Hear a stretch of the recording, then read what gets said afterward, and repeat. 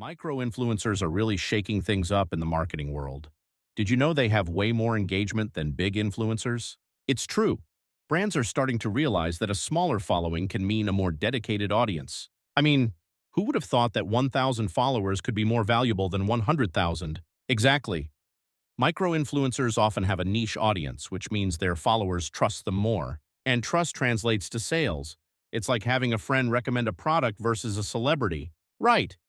Plus, micro-influencers are usually more relatable. They're not living in a mansion, right? Totally, they're just regular people sharing their lives. It feels more authentic. And brands can work with multiple micro-influencers for the same budget as one big influencer. That's a game changer. It's like spreading your bets in a casino. Exactly. You get more touch points with potential customers. But do you think all micro-influencers are created equal? Good point. Some might have a smaller audience but a higher engagement rate. And others might have a larger audience but less interaction. It's a balancing act. Right, it's all about finding the right fit for your brand. And sometimes the most unexpected influencers can have the biggest impact. Like that guy who reviews kitchen gadgets with 500 followers. Exactly. His followers trust his opinion because he's passionate about it. And that passion shines through. It's contagious. So what's the secret sauce for brands working with micro-influencers? I think it's all about authenticity. Let them be themselves. Agreed. If they feel like they're just a mouthpiece, it won't work. And brands should give them creative freedom. They know their audience best. Right. It's like letting a chef cook their own dish. Exactly. You wouldn't want Gordon Ramsay to follow a strict recipe. Ha ha! True, so what's the downside? Well, sometimes micro-influencers might not have the same reach. True, but that's where the engagement comes in. Quality over quantity. And they can be more cost-effective, which is a huge plus for small businesses. Absolutely. It's a win-win situation. So, do you think this trend is here to stay? I think so. As long as people crave authenticity, micro-influencers will thrive. And brands that adapt will reap the benefits. Exactly, it's all about evolving with the times. And who knows? Maybe one day we'll all be micro-influencers. Haha, I can see it now, Pedro the micro-influencer. Watch out, world, I'll be reviewing my favorite snacks. And I'll be right there with you, sharing my thoughts on coffee. Now that's a podcast I'd subscribe to. So let's talk about algorithms. They're like the secret sauce of the internet. You know, the magic behind what we see on social media and search engines. It's fascinating how they decide what content we get served, right? It's like having a personal chef who knows exactly what you want to eat. But instead of food, it's all about information and entertainment. And the craziest part? Sometimes they can be really unpredictable. Exactly. You can think you know what will trend, but then something random blows up. Like that video of a cat playing the piano. Who saw that coming? Haha, seriously, it's like the algorithm has a sense of humor. But how do they even work? It's like a black box. True. They analyze user behavior, engagement, and even time spent on content. And they're constantly learning and adapting. It's like they have a mind of their own. Right. But that can lead to some weird echo chambers. Exactly. You end up in a bubble where you only see what you already like. And that can skew your perception of reality.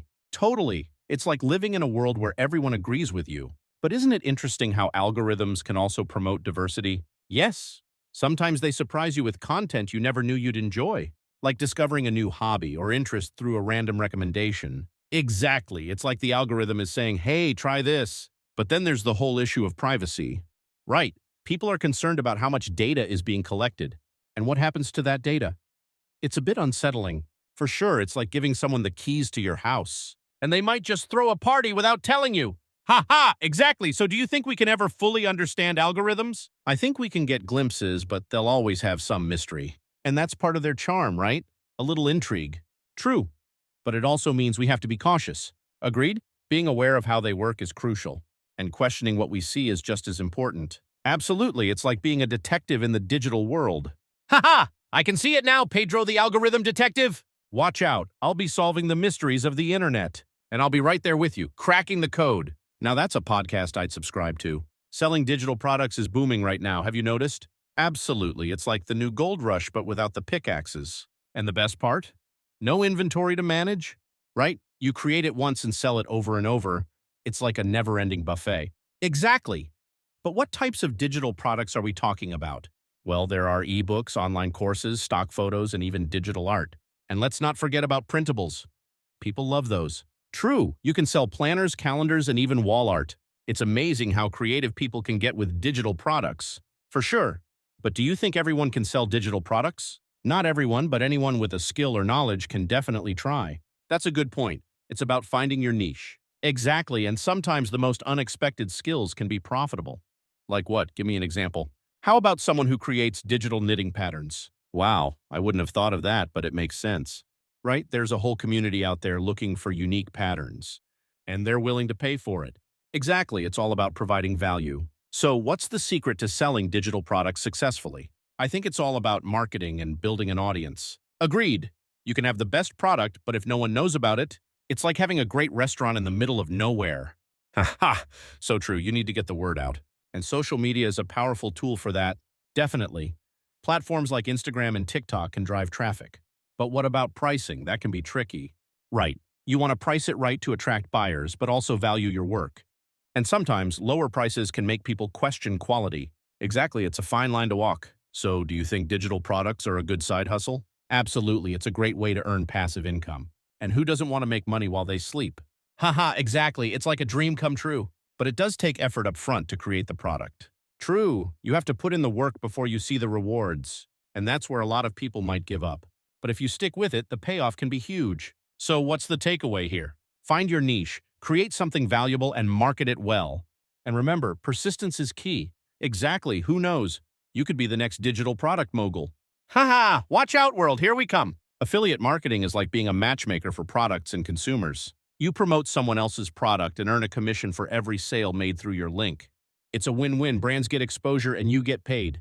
But how does one even start with affiliate marketing? First, you need to choose a niche that you're passionate about. Exactly. If you love what you're promoting, it shows. And it makes it easier to create content around it. Right. Then you find affiliate programs that fit your niche. There are tons out there, from Amazon to specialized brands. But do you think all affiliate programs are created equal? Not at all. Some offer higher commissions than others, and some have better support and resources for affiliates. True, it's important to do your research. So what's the best way to promote these products? Content creation is key. Blogs, videos, social media. Agreed. The more engaging your content, the better.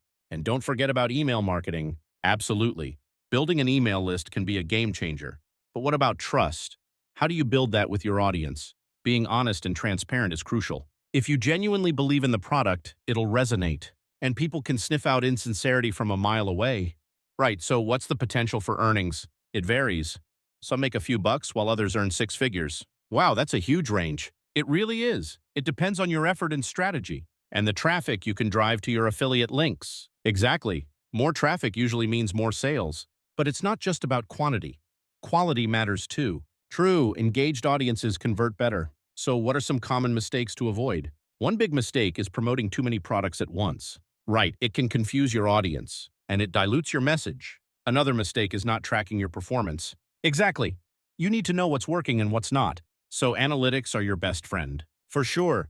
They help you optimize your strategy. And what about compliance? Any legal stuff to consider? Yes, always disclose your affiliate relationships. It's the law and it builds trust. So, what's the bottom line on affiliate marketing? It's a fantastic way to earn passive income if done right. And with the right approach, anyone can succeed. Exactly. Just remember to stay authentic and keep learning. And who knows? You might just become an affiliate marketing pro. Ha ha, watch out, world. Here come the affiliate marketers. Storytelling is such a powerful tool, isn't it? It's like the secret sauce of communication. Absolutely. A good story can captivate an audience and make a message stick. And it's not just for writers or filmmakers. Everyone can be a storyteller. Right. Whether you're sharing a personal experience or pitching an idea, storytelling is key. So what makes a story compelling? I think it's all about relatability. People connect with emotions. Exactly. If your audience can see themselves in the story, they're hooked. And conflict. Every good story needs some kind of challenge. True, it creates tension and keeps people engaged. But what about the structure? Is there a formula?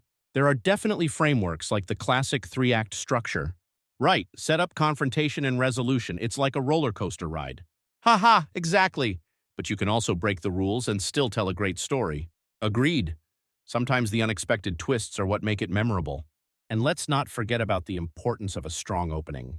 Yes, you have to grab attention right from the start, like starting with a question or a shocking statement, or even a vivid image that paints a picture in the listener's mind.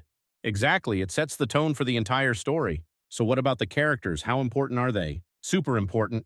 Relatable characters can make or break a story. And they need to have depth. No one-dimensional characters allowed. Right. Flaws and growth make them feel real. And let's talk about the ending. It has to resonate. Absolutely. A strong conclusion leaves a lasting impression. But what if the story doesn't have a happy ending? That's okay. Sometimes a bittersweet ending can be more impactful. True, it can spark reflection and discussion. So how can someone improve their storytelling skills? Practice. The more you tell stories, the better you get. And studying great storytellers can help too. Definitely. Analyzing what works in their stories can be eye-opening. And feedback is crucial. Sharing your stories with others can provide insights. Exactly, it's all about refining your craft. So, what's the takeaway here? Embrace storytelling. It's a powerful way to connect and communicate. And remember, everyone has a story to tell. Haha! Watch out, world, we're all storytellers now! Instagram shopping is really changing the game for e-commerce, isn't it? Absolutely, it's like turning your Instagram feed into a virtual storefront. And the best part? You can shop directly from posts and stories. Right? It's so seamless. You see something you like and boom, you can buy it. But do you think it's effective for brands? Definitely. Brands can showcase their products in a more engaging way. And it feels less like an ad and more like a lifestyle. Exactly, it's all about creating that aspirational vibe. But what about small businesses? Can they benefit too? For sure, Instagram shopping levels the playing field. They can reach a wider audience without a huge marketing budget. And the tagging feature makes it easy for customers to find products. Right. It's like having a personal shopper on your feed. But do you think people are actually using these features? Surprisingly, yes. Studies show that a significant number of users shop on Instagram. Wow, that's impressive. It's like a shopping mall in your pocket. Exactly. And the visual nature of Instagram makes it perfect for shopping. But what about the checkout process? Is it user-friendly? It's getting better. Instagram is working on streamlining the checkout experience. That's crucial. A complicated checkout can turn people away. Totally. And let's not forget about the power of influencers. Right, influencers can drive traffic to products with their recommendations. And it feels more authentic when they share their favorite finds. Exactly, it's like getting a recommendation from a friend. But do you think there's a risk of oversaturation? Definitely. Too many ads can make users tune out, and it can dilute the authenticity of the platform. So brands need to be strategic about their approach. Agreed. Quality over quantity is key, and storytelling can make a huge difference in how products are presented. Absolutely. A compelling story can draw people in. So, what's the takeaway for brands looking to use Instagram shopping? Focus on authenticity, engage with your audience, and tell a story. And remember, it's all about creating a community around your brand. Exactly. If you build relationships, the sales will follow. Ha ha, watch out world, Instagram is the new shopping destination. And who knows, maybe we'll all be shopping through our feeds soon. I can see it now, Pedro the Instagram shopping guru. Ha ha, I'll be sharing my favorite finds daily. And I'll be right there with you, discovering new trends. Now that's a podcast I'd subscribe to. Aesthetic consistency is crucial in branding, don't you think? Absolutely, it's like the visual glue that holds everything together, right? When a brand has a consistent look, it builds recognition. Exactly. It's like seeing the same logo everywhere. It sticks in your mind. And it's not just about logos. Colors, fonts, and imagery all play a role. True? It creates a cohesive experience for the audience. But what happens if a brand doesn't maintain that consistency? It can confuse customers. They might not know what to expect. Wow, that's a good point. It's like a restaurant changing its menu every week.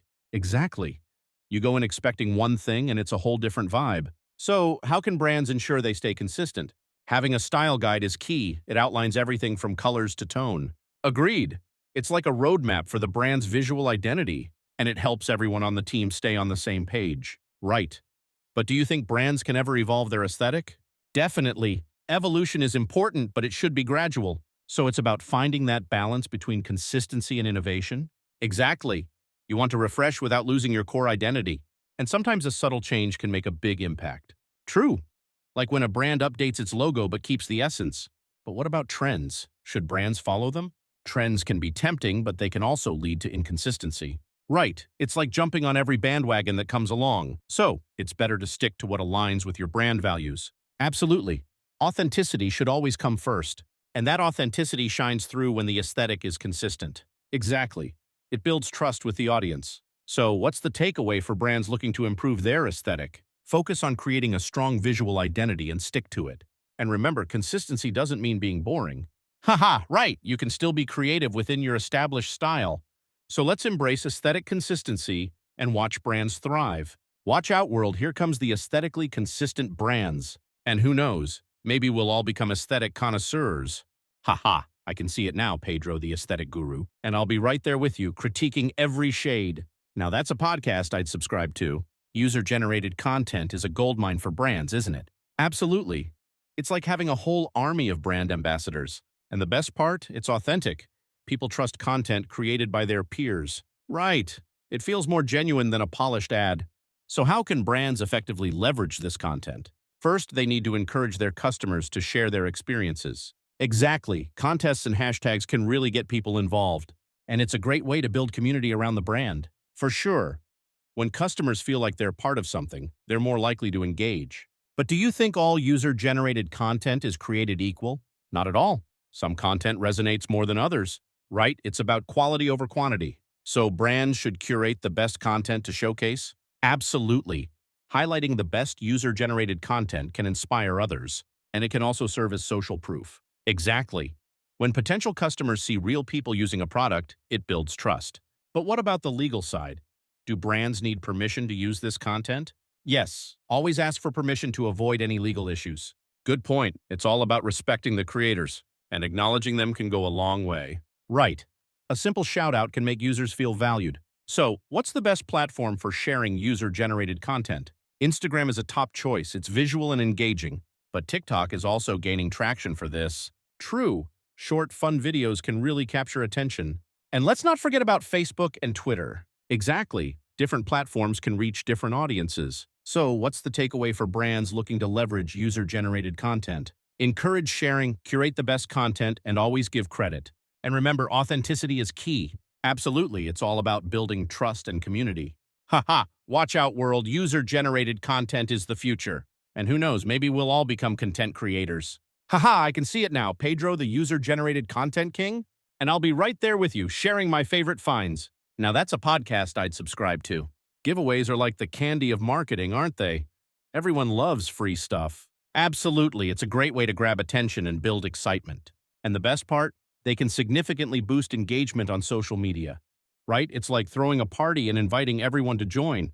But do you think all giveaways are effective? Not necessarily. The prize needs to be relevant to your audience. Exactly, a tech giveaway for a cooking audience? Not gonna work. Haha, true. It's like giving a cat a bath, just doesn't fit. So, what's the secret to a successful giveaway? Clear rules and a simple entry process are key. Agreed. Complicated rules can scare people away. And let's not forget about promoting the giveaway. Absolutely. You need to spread the word to get maximum participation. Social media, email lists, even collaborations can help. Right. Partnering with influencers can really amplify your reach. But what about the timing? Does that matter? Definitely. Launching during peak engagement times can make a difference. Wow, I never thought about that. Timing is everything. And don't forget to follow up after the giveaway. Yes, announcing the winner can keep the momentum going. And it's a great opportunity to engage with your audience. Exactly. You can thank everyone for participating and keep the conversation alive. But do you think giveaways can lead to genuine followers? It can be a mixed bag. Some may just be there for the free stuff. True, but if you engage them well, they might stick around. So it's about creating value beyond the giveaway? Absolutely. Show them what your brand is all about. And that can turn casual participants into loyal fans. Exactly. It's like planting seeds for future engagement. But what about the cost? Are giveaways worth it? If done right, they can yield a great return on investment. Wow, that's encouraging. It's like a marketing investment. And the data you gather can be invaluable for future campaigns. So, what's the bottom line on giveaways? They're a powerful tool for engagement, but strategy is key. Exactly. With the right approach, they can work wonders. Haha, watch out, world. Giveaways are taking over. And who knows? Maybe we'll all be giving away something soon. Haha, I can see it now, Pedro the giveaway guru. And I'll be right there with you, sharing the love. Now that's a podcast I'd subscribe to. Instagram Reels are really shaking things up, aren't they? Absolutely, it's like the TikTok of Instagram, but with a twist. Right, short, snappy videos that can go viral in no time. And the best part, they're super engaging. People love quick content. Exactly, it's like a mini entertainment show in your pocket. But do you think everyone can create successful Reels? Not everyone, but anyone can try. It's all about creativity. True, and it doesn't have to be perfect. Authenticity wins. For sure, people connect with real moments, not just polished content. So, what's the secret to making a great Reel? I think it's all about storytelling. Even in 15 seconds, you can tell a story. Agreed. A beginning, middle, and end can make it memorable. And let's not forget about trends. Jumping on them can boost visibility. Right. But you have to put your own spin on it. Exactly, it's about standing out while fitting in. But what about the music? That plays a huge role, right? Absolutely, the right soundtrack can elevate the whole vibe. And Instagram has a huge library to choose from. True, it's like having a DJ at your fingertips. So how often should brands post reels? Consistency is key. A few times a week can keep the momentum going. Wow, that's a commitment, but it pays off. Definitely. Engagement can skyrocket with regular content. But do you think there's a risk of burnout? For sure. It's important to balance quality and quantity. Right, and taking breaks can help keep the creativity flowing. So what's the takeaway for brands using Reels? Be authentic, tell a story, and stay consistent. Exactly, and don't be afraid to experiment. Haha! Watch out, world! Reels are the new frontier! And who knows, maybe we'll all become Reel stars. Haha, I can see it now, Pedro the Reel sensation! And I'll be right there with you, dancing my way to fame. Now that's a podcast I'd subscribe to. So do you think Reels will replace traditional posts? Not entirely, but they're definitely changing the game. Right, it's all about adapting to what the audience wants. Exactly. And Reels are what people are craving right now. So let's embrace the Reel revolution. Haha, watch out, world, here come the Reels. And who knows, maybe we'll all be Reel influencers. Haha, I can see it now, Pedro the Reel influencer. And I'll be right there with you, creating viral moments. Now that's a podcast I'd subscribe to. Building an email list through Instagram is a game changer, don't you think? Absolutely. It's like turning your followers into loyal subscribers, right? And the best part is, you can engage with them directly. Exactly. It's a more personal way to connect. So, what's the first step to get started? I think it's all about offering value. People need a reason to sign up. Agreed. Free resources like ebooks or exclusive content work wonders. And let's not forget about giveaways. They can really boost signups. True. Who doesn't love a chance to win something? But how do you actually collect those emails? Using a link in your bio is key. Direct them to a landing page. Exactly, and make sure that landing page is mobile-friendly. Right. Most Instagram users are on their phones. So what about using Instagram stories? Stories are perfect for quick calls to action. Use polls or questions. And don't forget to highlight your email list benefits. Absolutely, show them what they'll gain by signing up. But do you think people are hesitant to share their emails? Sometimes that's why trust is crucial. Build a relationship first. Right, engaging content can help establish that trust. And consistency is key. Regularly remind them about your email list. Exactly. You can even tease upcoming content in your emails. So what's the best way to promote your email list? Cross-promoting on other platforms can help too. True, share snippets of your email content on Twitter or Facebook. And collaborating with other creators can expand your reach. Absolutely, it's like a win-win for both parties. But what about the frequency of emails? How often should you send them? I'd say once a week is a good starting point. Wow, that's manageable and keeps your audience engaged. And always provide value in every email. No one likes spam. Exactly. Quality over quantity is the name of the game. So, what's the takeaway for building an email list through Instagram? Offer value, engage consistently, and build trust. And remember, it's all about creating a community. Haha, watch out, world, we're all becoming email list pros. And who knows? Maybe we'll all have thriving email communities. Haha, I can see it now, Pedro the email list master. And I'll be right there with you, crafting the perfect newsletters. Now that's a podcast I'd subscribe to. Analytics is like the GPS for businesses, right? It shows you where you are and where to go. Absolutely. Without analytics, it's like driving blindfolded. And the craziest part, many businesses still ignore it. I know. It's like having a treasure map and choosing not to follow it. So what types of analytics are we talking about? There's web analytics, social media analytics, and even sales analytics. Right. Each one gives you different insights into your performance. Exactly. Web analytics can show you how visitors interact with your site, and social media analytics can reveal which posts resonate most.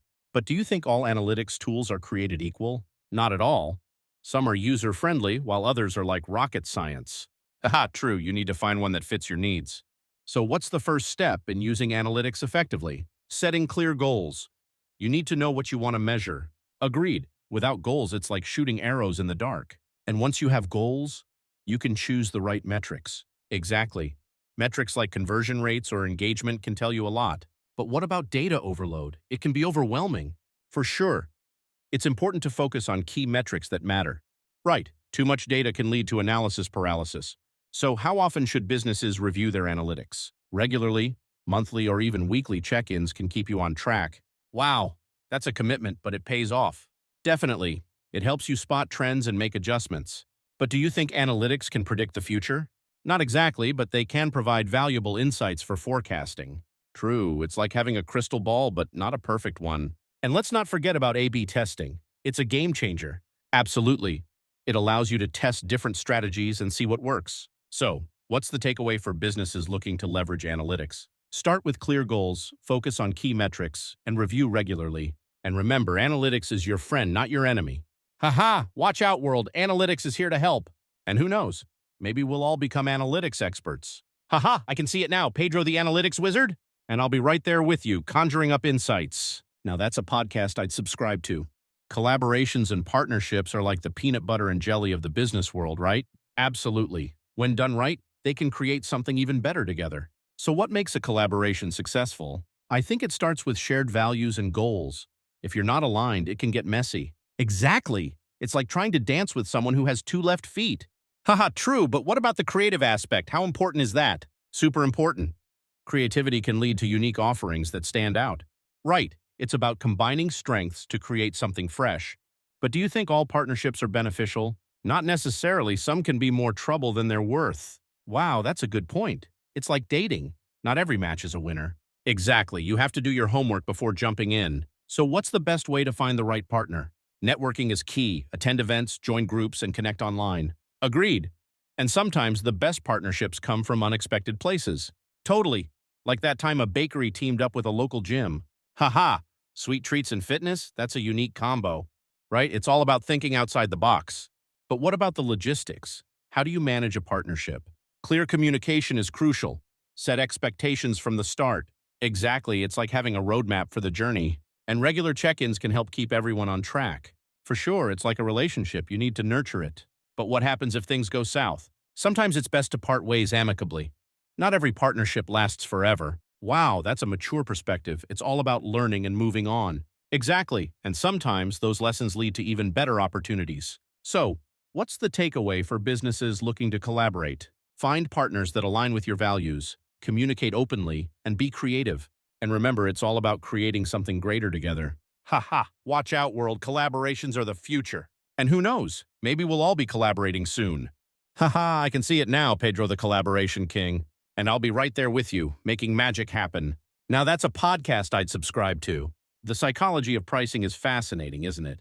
It's like a mind game. Absolutely. The way prices are presented can really influence our buying decisions. Right? Like, why do we see $9.99 instead of $10? It feels cheaper. Exactly. That's called charm pricing. It tricks our brains into thinking we're getting a deal. But does it really work? I mean, do people actually notice the difference? Surprisingly, yes. Studies show that consumers perceive prices ending in 0.99 as significantly lower. Wow, that's wild. So what about pricing strategies? There are several. One popular method is anchoring, where you set a higher price first. Right, it makes the next price seem like a bargain. Exactly. It's like saying, this was $100, but now it's $70. You feel like you're saving. But what about the concept of perceived value? How does that play in? Great question. If a product looks high-end, people are willing to pay more. True, it's all about the packaging and branding. And let's not forget about scarcity. Limited-time offers can create urgency. Right. It's like when you see only 2 left in stock. You feel pressured to buy. But do you think this can backfire? Like, if people feel manipulated? Definitely. If they catch on, it can damage trust. So what's the balance? How do brands avoid that? Transparency is key. Being honest about pricing builds loyalty. Agreed. And offering genuine value is crucial. So, what's the takeaway for businesses looking to price their products? Understand your audience, use psychological strategies wisely, and always provide value. Exactly. Pricing isn't just numbers, it's about perception.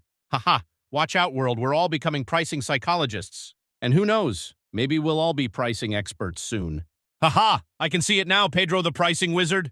And I'll be right there with you, crafting irresistible offers. Now that's a podcast I'd subscribe to. So, do you think pricing will continue to evolve? Absolutely. As consumer behavior changes, so will pricing strategies. Right. It's all about staying ahead of the curve. Exactly, and understanding the psychology behind it is crucial. So, let's embrace the psychology of pricing and watch businesses thrive. Haha, watch out, world. Here comes the pricing revolution. And who knows, maybe we'll all become pricing gurus. Haha, I can see it now, Pedro the Pricing Genius. And I'll be right there with you, analyzing every price tag. Now that's a podcast I'd subscribe to. Social proof is like the ultimate trust signal, isn't it? Absolutely. It's when people look to others to decide what to do, right? It's like seeing a long line outside a restaurant and thinking, it must be good. Exactly, it's a powerful psychological trigger. But do you think social proof always leads to positive outcomes? Not necessarily. Sometimes it can lead to herd mentality. Wow, that's a good point, like when everyone rushes to buy the latest gadget. Exactly, it can create a false sense of urgency. So what types of social proof are there? There are testimonials, reviews, influencer endorsements, and even user-generated content. Right. Each type can influence consumer behavior differently. But do you think all reviews are trustworthy? Not always. Some can be fake or biased. True, that's why authenticity is key. So how can brands ensure they're using social proof effectively? They should showcase genuine testimonials and engage with their audience. Agreed. And responding to reviews can build trust. But what about the power of influencers? Do they really sway opinions? Definitely. Influencers can create a strong connection with their followers. Wow, it's like having a friend recommend a product. Exactly, their endorsement feels more relatable. But do you think there's a risk of over-reliance on influencers? For sure. If brands only rely on influencers, they might lose their authenticity. Right. It's about finding a balance. So what's the takeaway for brands looking to leverage social proof? Be authentic, engage with your audience, and showcase real experiences. And remember, social proof is all about building trust. Haha, watch out, world. Social proof is the new currency. And who knows, maybe we'll all become social proof experts. Haha, I can see it now, Pedro the social proof guru. And I'll be right there with you analyzing every review. Now that's a podcast I'd subscribe to. So do you think social proof will continue to evolve? Absolutely. As consumer behavior changes, so will the ways we use it. Right. It's all about adapting to what resonates with the audience. Exactly, and understanding the psychology behind it is crucial. So let's embrace social proof and watch brands thrive. Haha, watch out, world. Here comes the social proof revolution. And who knows? Maybe we'll all become social proof champions. Haha, I can see it now, Pedro the social proof wizard. And I'll be right there with you, spreading the word. Now that's a podcast I'd subscribe to.